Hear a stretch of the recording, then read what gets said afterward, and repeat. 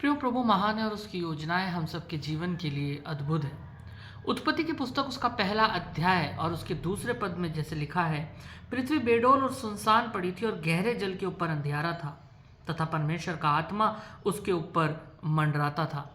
प्रियो, परमेश्वर का वचन हमें बताता है कि बेडोल और सुनसान पड़ी परिस्थितियों के मध्य में जो है वो परमेश्वर अपने कार्य को करता है। परमेश्वर ऐसी परिस्थितियों में जो है वो एक नई सृष्टि बनाना चाहता है, जो चाहे वो जीवन हो, चाहे वो परिस्थितियां हो जो शायद टूट चुकी हैं, शायद बिखर चुकी हैं, उन परिस्थितियों के मध्य में जो है परमेश्वर एक नई सृष्टि जो है वो करना चाहता है। शायद आज आपको लगता है कि आपका जीवन जो है वो बिखर चुका है, शायद आपको लगता है कि आपका जीवन जो है वो बहुत बेडोल और सुनसान पड़ा है, तो परमेश्वर का वचन हमें स्मरण दिलाता है कि उसको परमेश्वर फिर से जो है पुनः स्थापित करने की जो है वो सामर्थ्य रखता है। परमेश्वर अपने हाथों से जो है वो हमारे बिखरी हुई परिस्थितियों को, हमारे उस खालीपन के जीवन को जो है वो पुनः निर्माणित करने के लिए जो है वो कार्य करना चाहता है। जैसा कि लिखा है कि पृथ्वी बेडोल और सुनसान पड़ी थी। पृथ्वी बेडोल और सुनसान पड़ी थी। यदि आप हिब्रू भाषा के अंदर देखें तो इस पद में दो हिब्रू भाषा के शब्द जो हैं वो इस्तेमाल किए गए। पहला शब्द जो है वो है तोहू और दूसरा शब्द है वो है बोहू।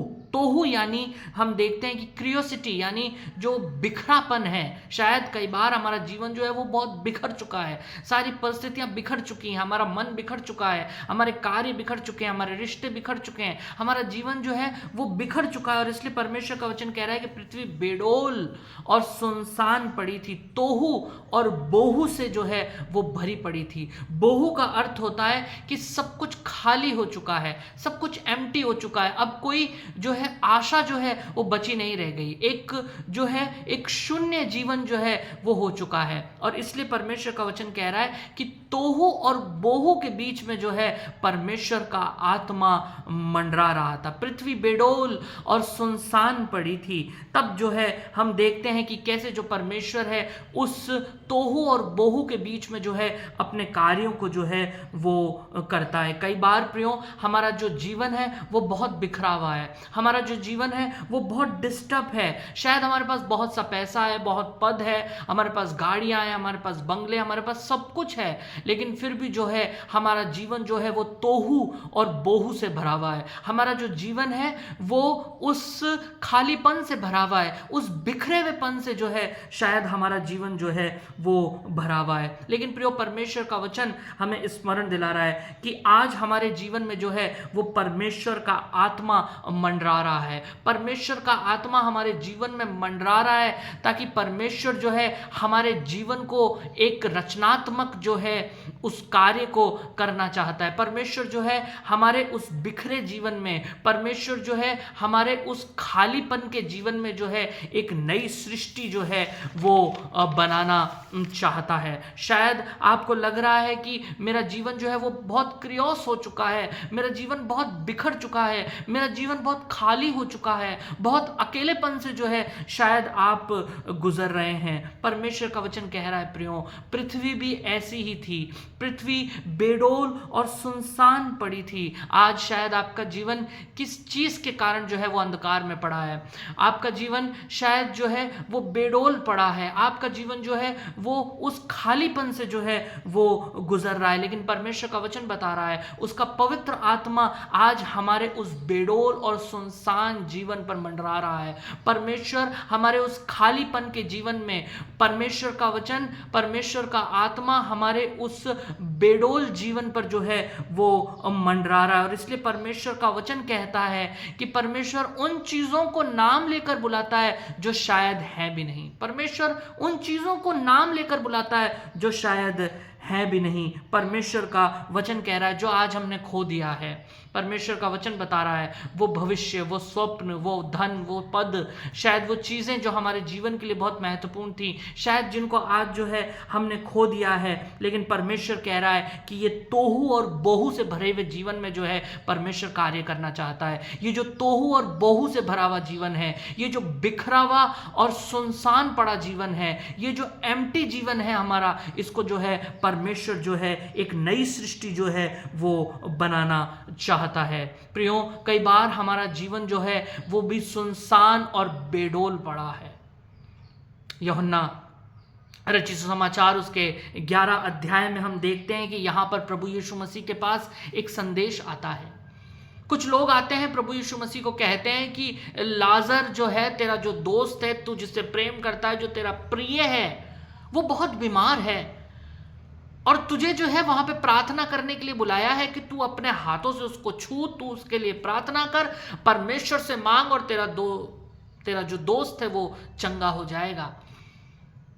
लेकिन हम देखते हैं कि प्रभु यीशु मसीह जहां थे वहां पर 2 दिन और जो है वो ठहर जाते हैं और उसके बाद प्रभु यीशु मसीह जो है वहां लाजर के पास जाते हैं और तब हम देखते हैं कि मार्था और मरियम आते हैं और वो कहते हैं कि यदि तू यहां होता तो हमारा भाई कदापि ना मरता।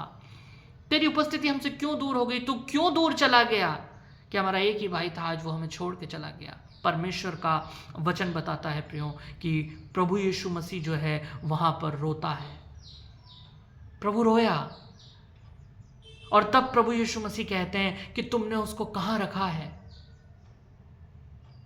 और तब लोग सोचते हैं कि शायद प्रभु यीशु मसीह जो है वो लाजर की कब्र पे जाके और अधिक रोना चाहते हैं, वो अपना जो है दुख या अपना शोक जाहिर करना चाहते हैं, या प्रभु यीशु मसीह जो है शायद उसकी कब्र पर माला चढ़ाना चाहते हैं, या उसके जो है वो वहां पर कैंडल जलाना चाहते हैं, या दिया अगरबत्ती जो है वो करना चाहते हैं। लेकिन परमेश्वर का वचन बताता है प्रभु यीशु मसीह उसकी कब्र के सामने जाते हैं और प्रभु यीशु मसीह जो है एक आश्चर्य कर्म वहां पर करने जा रहे हैं। प्रभु यीशु मसीह जो है एक अद्भुत बात जो है वहां पर करने जा रहे हैं और तब प्रभु यीशु मसीह उसकी कब्र के सामने खड़े होते हैं और उससे कहते हैं कि इस पत्थर को हटाओ। ये वो स्थान है प्रियो, कब्र वो जगह है जहां पर सब कुछ समाप्त हो चुका है, वो डी एंड है, वहां समापन है, वहां सब कुछ समाप्त हो चुका है। उस परिस्थिति के मध्य में प्रभु यीशु मसीह वहां पर जाते हैं और उस कब्र के सामने खड़े होकर कहते हैं कि इस पत्थर को हटाओ। और तब मार्था और मरियम उससे कहते हैं, प्रभु 4 दिन हो गए, अब तो उसमें से दुर्गंध आती होगी, अब तो सब कुछ समाप्त हो गया, वो तो सड़ गया होगा, वो तो गल गया होगा, वो तो तोहू और बोहू हो गया होगा, वो तो सुनसान और बेडोल हो गया होगा, वहां तो सब कुछ समाप्त हो गया होगा, अब कोई आशा बची नहीं रह गई, सब कुछ समाप्त हो गया होगा, अब तो उसमें से दुर्गंध आती होगी, अब तो वहां पे बदबू आती होगी, वो तो सड़ चुका होगा क्योंकि 4 दिन हो चुके हैं। लेकिन प्रभु यीशु मसीह कहते हैं कि उस पत्थर को जो है हटाओ। परमेश्वर का वचन बता रहा है प्रियो, उस तोहू और बोहू के मध्य में परमेश्वर जो है एक नई सृष्टि करना चाहता है। जहां हमें लग रहा है कि शायद सब कुछ समाप्त हो गया, जहां हमें लग रहा है कि सब कुछ समाप्त हो गया, अब इस परिस्थिति से हम कभी नहीं निकल पाएंगे, हम शायद बिखरे हुए जीवन से गुजर रहे हैं, हम शायद जो है वो सुनसान पड़े जीवन से गुजर रहे हैं, जैसा परमेश्वर का वचन कह रहा है कि पृथ्वी बेडोल और सुनसान पड़ी थी, लेकिन परमेश्वर का आत्मा उसमें मंडराता था। और तब हम देखते हैं कि पत्थर हटाया जाता है और प्रभु यीशु मसीह कहते हैं, हे लाजर बाहर निकला, जैसा परमेश्वर 3 पद में कहता है कि और परमेश्वर ने कहा कि उजियाला हो, और उजियाला हो गया। प्रियो, परमेश्वर का वचन बता रहा है शायद आज हमारा जीवन तोहू और बोहू के समान है, शायद आज हमारे जीवन में जो है वो बहुत सारी समस्याएं हैं, शायद हमारा जो जीवन है वो सुनसान और जो है वो बेडोल पड़ा है, लेकिन परमेश्वर जो है हमारे विलाप को आज आनंद में बदलना चाहता है। परमेश्वर जो है वो हमें नई सृष्टि जो है वो बनाना चाहता है। गहरे जल के ऊपर उसका आत्मा मंडराता था और आज उसका आत्मा जो है प्रियो वो हमारे तोहू और बोहू जैसे भरे हुए जीवन से जो है उनके ऊपर जो है वो मंडरा रहा है। वो उस खालीपन में, उस सुनसानपन में, वो जहां पर कुछ दिखाई नहीं दे रहा, शायद खालीपन है, उस परिस्थितियों में जो है परमेश्वर का आत्मा हमारे जीवन पर मंडरा रहा है और परमेश्वर हमें जो है एक नई सृष्टि बनाना चाहता है। और इसलिए पौलुस कहता है अब जो मसीह में है वो नई सृष्टि है। और ये बाइबल की पहली और दूसरी ही आयत है प्रियो, जिसको आज हमें समझना है। परमेश्वर ने हमें तन्हा और अकेला नहीं छोड़ा, परंतु परमेश्वर हमारे साथ है।